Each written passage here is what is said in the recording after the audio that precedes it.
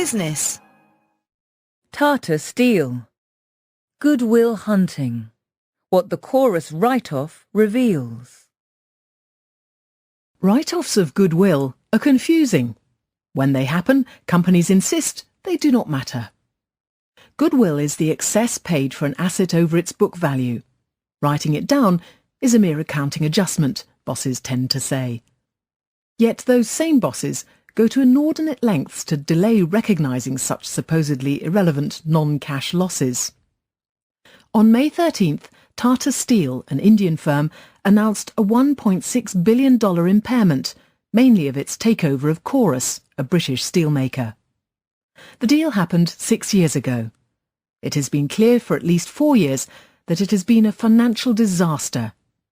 Why recognise that now? The cynical view is that managers are vain and hate to admit mistakes. Investors usually decide an acquisition has gone bad within a year or two. The buyer's shares drop. It takes longer for the accounts to catch up. Auditors should subject balance sheets to a yearly impairment test, but valuations are subjective and executives can twist their arms. When the auditors do at last assert themselves, companies are often blasé. An example is ArcelorMittal, another steel firm.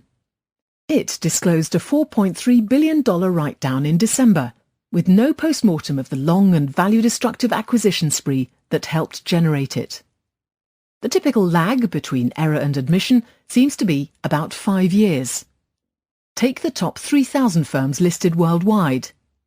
In the boom of 2004 to 2007, takeovers were at a peak and write-offs were minimal at about $30 billion a year. Impairments surged to $150 billion in 2012, according to Bloomberg data. If one ignores 2008, when banks were forced to clean up their books as they were bailed out, the previous impairment peak was in 2003, when the victims of the dot-com bubble, such as Time Warner, at last admitted reality. Yet tardiness does not mean that goodwill impairments are meaningless. In fact, they can reveal a lot about the internal politics of firms and their battles over strategy.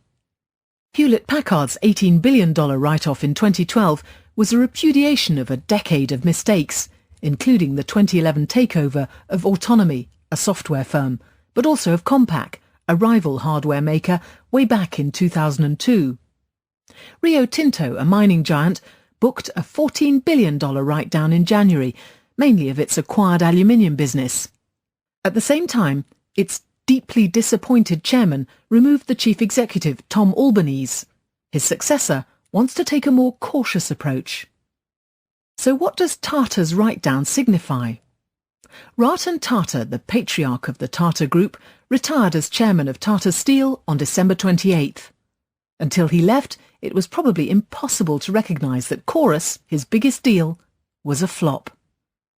His successor, Cyrus Mistry, has several underperforming businesses to deal with.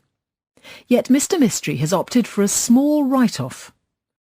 Chorus, analysts estimate, is worth a third or less of the $13 billion Tata paid for it, meaning the impairment should be much bigger. So this is no cathartic moment of the kind that Hewlett-Packard and Rio Tinto sought. Instead of admitting defeat, Mr. Mistry probably hopes to sell all or part of Chorus, or allow it partially to default on its debts, which are ring-fenced and not guaranteed by the Tata Group. Too big a write-off might suggest he would accept a low price or cede control of Chorus to the banks. Tata's goodwill charge, then, tells you that the firm is not yet ready to walk away from its European arm. Given that this arm is losing about $1 billion a year of free cash flow, that could be an expensive decision.